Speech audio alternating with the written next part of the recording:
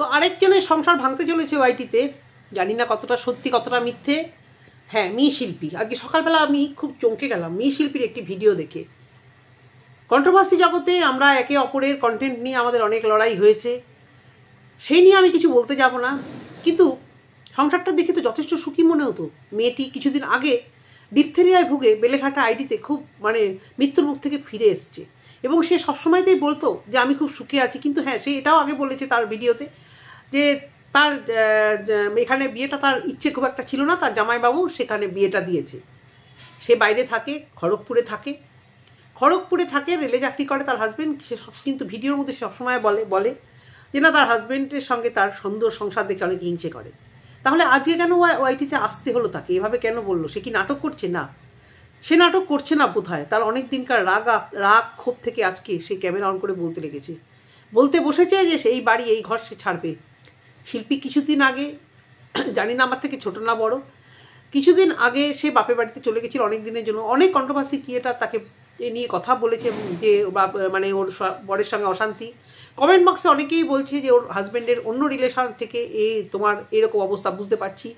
কিন্তু শিল্পী কিছুই ক্লিয়ার করে আমাদের বলেনি। কিন্তু এটা করো না, মেয়ে দুটোর দিকে তাকিয়ে অন্তত করো না। আর মেয়ে দুটোকে তো নিয়ে যাবেও না, কারণ সেই স্বাচ্ছন্দ্য দিতে পারবে নাও, সেক্ষেত্রে মেয়ে দুটো বাবার কাছেই থাকবে। এই ছেলে মেয়ে ছেলে কী করে থাকবে বলো তো? খুব খারাপ লাগে এগুলো, মেয়েদের কত কিছু সহ্য করতে হয়। তবে আমি কিন্তু শিল্পীর এই ভিডিওটাতে আমি খুব একটা অবাক হইনি এবং আমি অবিশ্বাস করিনি, কারণ আমি যতদূর ওকে চিনি ওয়াইটি জগতে এত বড় নাটক করে ভিউজ কামানোর মতো মেয়ে কিন্তু ও নয়। যথেষ্ট ভদ্র পরিবারের মেয়ে, বাপের বাড়ি যথেষ্ট ভদ্র, এবং শ্বশুরবাড়ির লোকজনকে নিয়ে দুদিন আগে বিয়ে বাড়ি গেল, এত হই হই করলো, কিছুই বোঝা যায়নি। তবে হ্যাঁ, হাজব্যান্ডকে খুব একটা ভিডিওতে আনতো না, নাই আনতে পারে। আমি যখন ব্লগ করতাম জীবনেও আসতো না আমার বর, অনেকেই আসে না, আসা পছন্দ করে না। প্রথমত একজন এক একটা যেমন পোস্টে চাকরি করে, এমন একটা জায়গায় যে এস্টাবলিশ, আসা যায় না, সোশ্যাল মিডিয়াতে আসা যায় না। আমার বরের কোনো রকম ফেসবুক কিচ্ছু নেই, সারাদিন ইউটিউব দেখে, ব্লগ চ্যানেল দেখে, ওই ট্রাভেল ব্লগগুলো, যেহেতু ঘুরতে ভালোবাসে, ট্রাভেল করতে ভালোবাসে, ট্রেকিং করতে ভালোবাসে, এগুলো দেখে, জিওগ্রাফিক্যাল জিনিসগুলো আর এডুকেশনাল জিনিসগুলো দেখে, ব্লগ দেখে, রান্নার চ্যানেলগুলো দেখে, রান্না করতে খেতে ভালোবাসে। তো ছাড়ো আমার কথা, শিল্পীর কথা ভাবছি। রাত 2:30টার সময় সে ভিডিওটা করলো। এতটাই খারাপ পরিস্থিতি না হলে আমার মনে হয় না মানুষ সোশ্যাল মিডিয়াতে এইভাবে আসবে, যেহেতু একটা ভদ্র ঘরের মেয়ে, পরিবারের লোকজন খুবই ভদ্র, দিদি আছে, বাবা মা আছে, সেখানে হঠাৎ করে আর কি এটা আসলো। মানুষের মনে কতটা ডিপ্রেশন, কতটা খারাপ অবস্থা আজকাল হচ্ছে সে বলার না।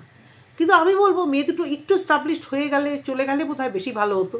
অবশ্য করে ট্যাগ করবো, জানি না আমার ভিডিও দেখবে কি না দেখবে, জানি না সেই ভিডিওটা এখনও আছে না, ডিলিট করে দিয়েছে। কিন্তু অনেক ডিসিশন নিয়ে একটা মেয়ে হট করে, কিন্তু বিশেষ করে দুটো বাচ্চার মা, ম্যাচিওর, সে হট করে কিন্তু ক্যামেরা অন করে এরকম বলতে পারে না। সে অনেক চিন্তাভাবনা করেছে, অনেক কিছু বলতে চেয়েছে।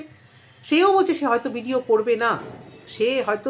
করবে না, কিন্তু রোজগারের জন্য হয়তো তাকে ব্লগ ভিডিও করতে হবে। বেশ কিছুদিন ব্লগ চ্যানেলগুলো দেখছিলাম, ব্লগ ভিডিওগুলো বেশ সুন্দর ভিডিওগুলো করছিল, বেশ স্বাচ্ছন্দ্য অবস্থা, দেখতে শুনতেও খারাপ না। কিন্তু কপালটা দেখো, কি বলবে বলো তো? মেয়েরা যে এখানে কী লিখে আনে।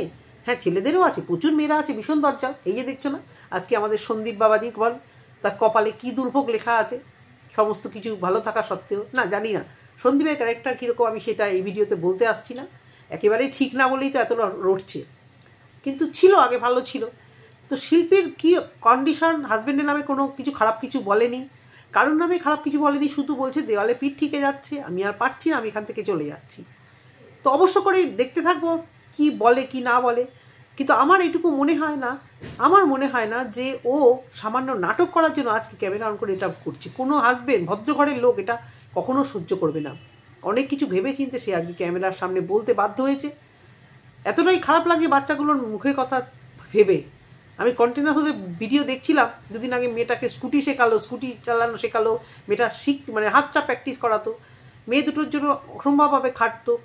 আমি জানি খড়গপুরে সম্ভবত রেলেই চাকরি করতো, তো আমাদের সঙ্গে রেল কানেকশান আছে, দেখতাম ভিডিওগুলো।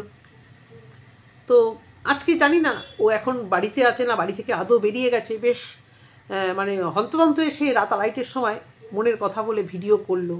অবিশ্বাস করতে পারছি না, কিন্তু মনটাকে মানাতে চাইছি যে না, এরকম যেন না হয়, এরকম প্লিজ করো না। মেয়ে দুটোর মুখের দিকে তাকিয়ে। কিন্তু হয় কি, সমস্ত মেয়েরাই দেওয়ালে পিঠটা ঠেকে যায় বলো। মেয়ে দুটোর কথা ভাবতে ভাবতে তারপর মেয়ে দুটো বড় হয়ে যাবে, তখন এর বয়স হয়ে যাবে। অত্যাচারিত যদি হয় সত্যি সত্যি, বা যদি কোনো বর্ণনা না হয়, কারণ পরকীয়া যদি হাজব্যান্ডের থাকে যেটা রটছে, জানি না, তার কমেন্ট বক্স থেকে আমি দেখেছি, সেটা মেনে নেওয়া যায় না। সব কিছু শেয়ার করতে পারে মেয়েরা বলো ছেলেরা বলো, কিন্তু অন্য রিলেশান এটা কিন্তু সহ্য করতে পারে না।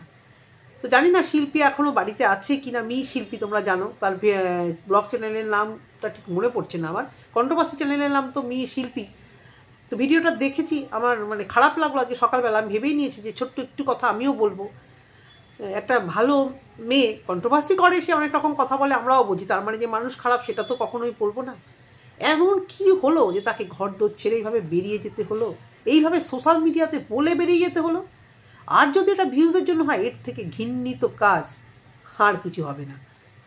তো ভিডিওটা কেমন লাগলো, ছোট্ট ভিডিও, যদি ভালো লেগে থাকে তোমরা আমাকে জানিও, কমেন্ট বক্সে কমেন্ট করো। আর অবশ্য করেই দেখবো শিল্পী আর কিছু আপডেট দেয় কিনা, অবশ্য করেই দেখবো। মনে প্রাণে চাই যেন সে বাড়ি থেকে না বেরোয়, যেন এটা মিথ্যে হয় বলে ভিডিওটা শেষ করলাম। এক্ষুনি বেরোতে হবে। টাটা বন্ধুরা, ভালো থেকো সবাই, সাবধানে থেকো, টাটা।